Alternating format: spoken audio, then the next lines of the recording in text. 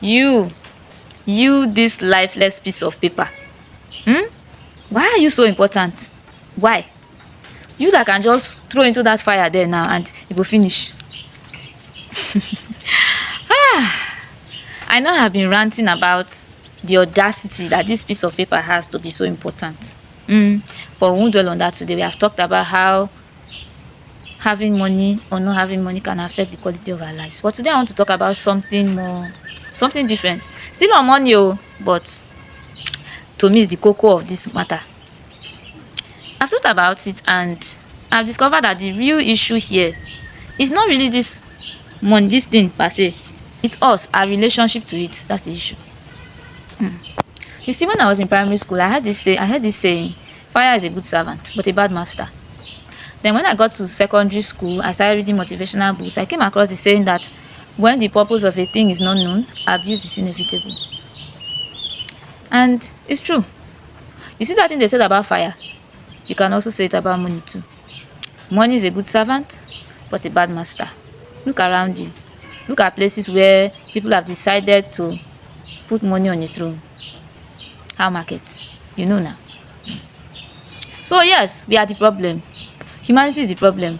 We are the ones who have decided now that money will mean more than a means of exchange or more than the measure of value of a commodity. We have decided to use money as a measure of the importance of a whole human being. Human being, a human being in whom is the breath of God himself. Stinking audacity.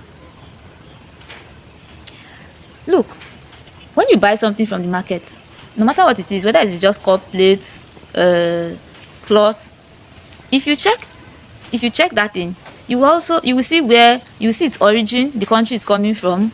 You will also see the name of the manufacturer on that thing. When God made man, and by man I mean men and women, the human race, he put his stamp on us. Just as you see in all those things you buy manufactured by so and so.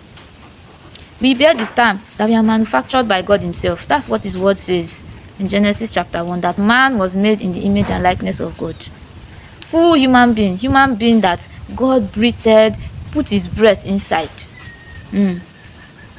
That's how important man is.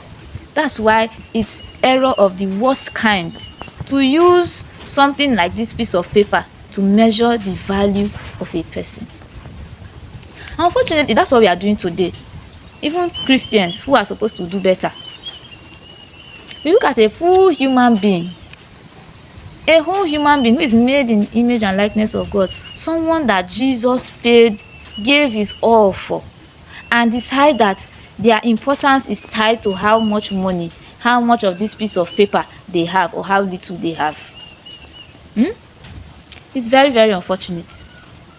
Imagine two farmers. One farmer has a hoe and a cutlass, and that's all he uses to work. The other farmer has a hoe, has a cutlass, has a tractor, has all the other tools they need for mechanized farming. We both know that the one with more tools is going to accomplish more than the other man with just a hoe and a cutlass. But one thing does not change. Nobody can come and say the one with more tools is a farmer, the other one with less is not a farmer. It's not about the equipment. That's the same way it is with human beings. The farm is life, this earth. The farmer is us, the human beings. The tools represent money. It's true that somebody with more money will be able to do so much, can be able to do so much compared to somebody with little or nothing. But the tools don't change something, that both of them are human beings. The same way God put his breath of life in the one with more money, with more tools, that is the same way he put his breath of life in the one with little. They are equal in the eyes of God.